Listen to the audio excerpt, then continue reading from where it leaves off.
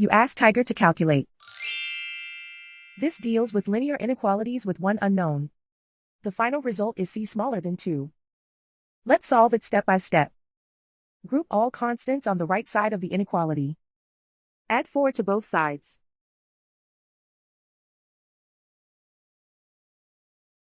Group like terms.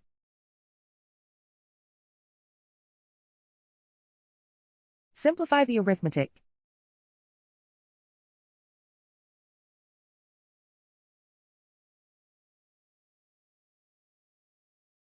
Isolate the c. Divide both sides by 3.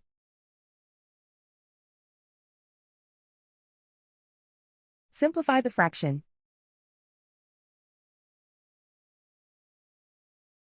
Find the greatest common factor of the numerator and denominator.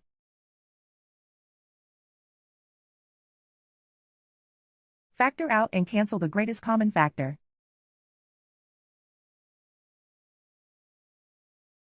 Plot the solution on a coordinate grid. And so the final result is c smaller than 2.